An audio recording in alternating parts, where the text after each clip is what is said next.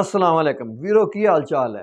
अज की वीडियो देख के सिख वीर माण महसूस करेंगे क्योंकि इंडिया की पार्लीमेंट के अंदर सिखां की कुर्बानियां नूं मन्निया जा रहा है, उन्होंने तारीफ की जा रही है तो सिखां के बारे जो चुनाव दे विच कोई बिल पास हो रहा है। अज की वीडियो दे विच असीं उस बिल के बारे जाणांगे। सो चल के वीडियो देखने तो इस बारे जानने हैं।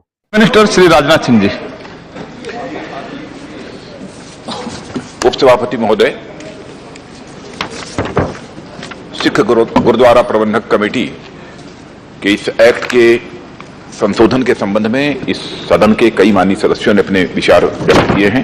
मैं सभी के विचारों को महत्वपूर्ण मानता हूं और उसमें सबसे पहले इस चर्चा की शुरुआत यदि की है तो श्री संतोष जी चौधरी, उसके बाद श्री जितेंद्र जी ने समर्थन दिया है, सतपथी जी ने, भगवंत जी मान ने और चंदू माजरा जी ने अपने विचार व्यक्त किए हैं, शरणजीत जी रोरी और रवनीत सिंह जी और मीनाक्षी लेखी, इन सब सारे लोगों ने विचार व्यक्त किए हैं।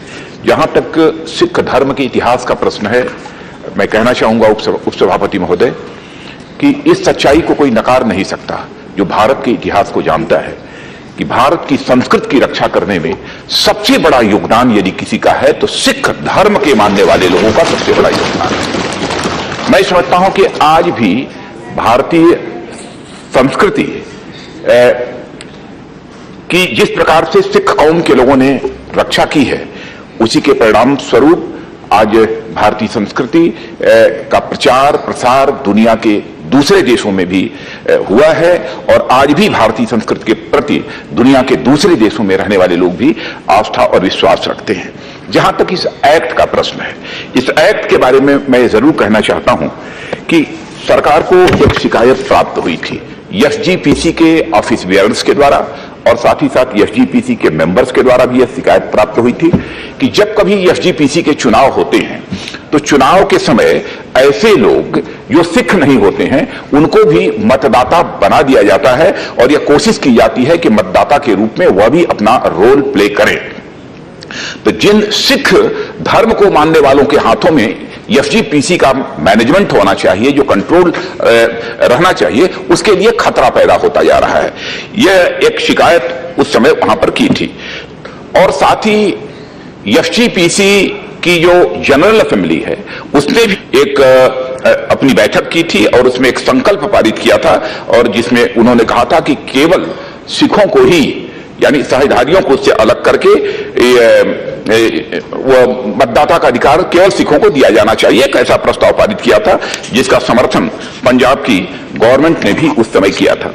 कुछ माननीय सदस्यों ने सहधारी सिखों की संख्या और सिखों की संख्या का भी प्रश्न यहां खड़ा किया है, लेकिन उस विवाद में मैं नहीं पढ़ना चाहता, लेकिन एक आंकड़ा जो मेरे पास इसमें उपलब्ध है उसे मैं सदन के समक्ष रख देना चाहता हूं कि एसजीपीसी के चुनाव की तैयारी हो रही थी तो उस समय जो गणना की गई थी सहधारी सिखों की और साथ ही केशधारी सिखों की, तो केशधारी सिखों की संख्या उस समय 54 लाख से अधिक थी और सहधारी सिखों की 7.96 लाख उस समय थी। यानी टोटल जो सिख पॉपुलेशन है उसमें पॉपुलेशन का परसेंटेज सहधारी सिखों का केवल 12.8% उस समय था। भले ही यह मतदाता सूची उस समय क्यों न बनी हो, लेकिन 2004 में भी और 2011 के चुनाव में भी सहजधारी अपने मतों का प्रयोग नहीं कर पाए थे। ऐसी स्थिति में बहुत ही सोच विचार कर, और मीनाक्षी जी ने जो बात यह कही है कि पंजाब और हरियाणा हाईकोर्ट ने भी पहले ही कह दिया था कि एक कॉम्पिटेंट लेजिस्लेचर यदि चाहे तो इस संबंध में कोई भी निर्णय कर सकता है। इसीलिए सरकार को इस अमेंडमेंट बिल को लेकर संसद में आना पड़ा है और राज्यसभा ने तो सर्वसम्मत से इसे पारित कर दिया।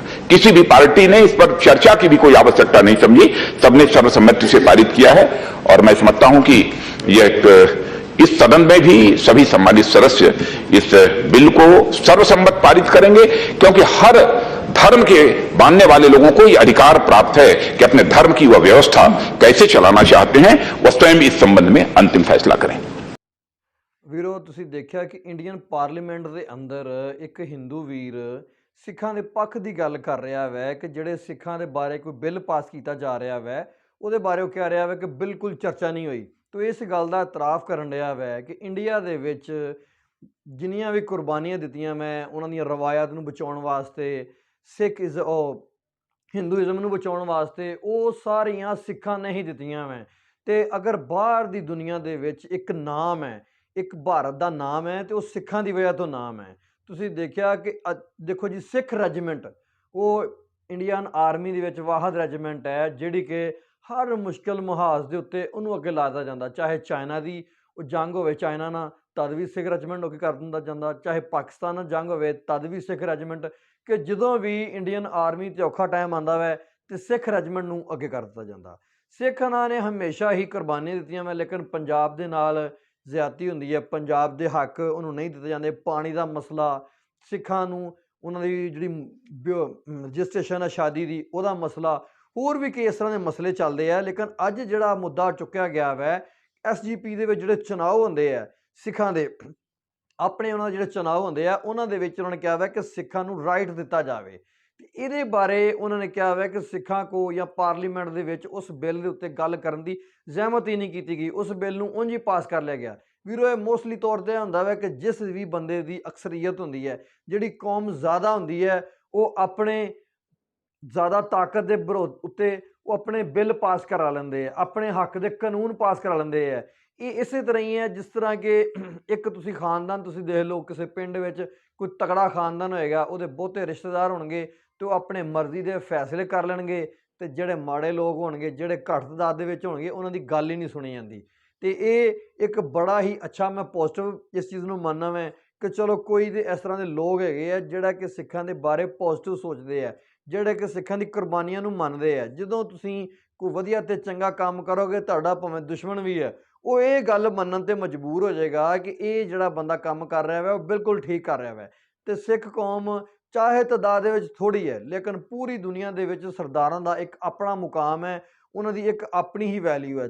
ਤੁਸੀਂ ਦੇਖੋ ਕਿ ਸਰਦਾਰ ਕਿਤੇ ਵੀ ਜਾਵੇ ਤੇ ਉਹ ਆਪਣੇ ਪਹਿਨਾਵੇ ਦੀ ਵਜ੍ਹਾ ਤੋਂ, ਆਪਣੇ ਬਿਹੇਵ ਦੀ ਵਜ੍ਹਾ ਤੋਂ ਉਹ ਹਰ ਜਗ੍ਹਾ 'ਤੇ ਹੀ ਉਹਦਾ ਪਹਿਚਾਣ ਹੋ ਜਾਂਦੀ ਹੈ। ਤੇ ਦੂਸਰਾ, ਸਿੱਖ ਕਮਿਊਨਿਟੀ ਇੰਡੀਆ ਦੇ ਵਿੱਚ ਲੋਕਾਂ ਦੀ ਬਹੁਤ ਜ਼ਿਆਦਾ ਮਦਦ ਕਰਨ ਰਹੇ ਆ। ਦੇਖੋ, ਲੰਗਰਖਾਨੇ ਲੱਗੇ ਹੈ, ਗੁਰਦੁਆਰਿਆਂ ਅੰਦਰ ਲੰਗਰ ਪੱਕ ਰਿਹਾ ਵਾ, ਜਿਹੜਾ ਕਿ ਭਾਰਤ ਦੀ ਇੱਕ ਵੱਡੀ ਤਾਦਾਦ ਲੋਕ ਜਿਹੜੇ ਆ ਉੱਥੋਂ ਲੰਗਰ ਖਾ ਰਹੇ ਆ।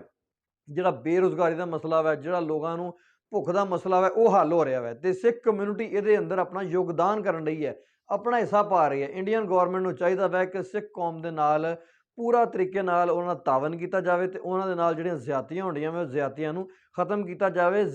ਸਿੱਖਾਂ ਦਾ ਵੀ ਜਿਹੜੇ ਨੁਮਾਇੰਦੇ ਆ, ਉਹਨਾਂ ਨੂੰ ਉਹਨਾਂ ਦਾ ਸੋਚ ਵਿਚਾਰ ਕਰਕੇ ਉਹਨਾਂ ਦੀ ਰਾਏ ਲੈ ਕੇ ਫਿਰ ਕੋਈ ਜਿਹੜਾ ਕਾਨੂੰਨ ਹੈ ਉਹ ਸਿੱਖਾਂ ਦੇ ਬਾਰੇ ਬਣਾਇਆ ਜਾਵੇ। ਵੀਰੋ, ਤੁਹਾਨੂੰ ਸਾਡੀ ਅੱਜ ਦੀ ਵੀਡੀਓ ਕਿਸ ਤਰ੍ਹਾਂ ਦੀ ਲੱਗੀ, ਕਮੈਂਟ ਕਰਕੇ ਆਪਣੀ ਰਾਏ ਦਾ ਇਜ਼ਹਾਰ ਲਾਜ਼ਮੀ ਕਰਨਾ। ਆਪਣਾ ਢੇਰ ਸਾਰਾ ਖਿਆਲ ਰੱਖਣਾ, ਦੁਆਵਾਂ ਯਾਦ ਰੱਖਣਾ। ਅੱਲਾ ਹਾਫਿਜ਼।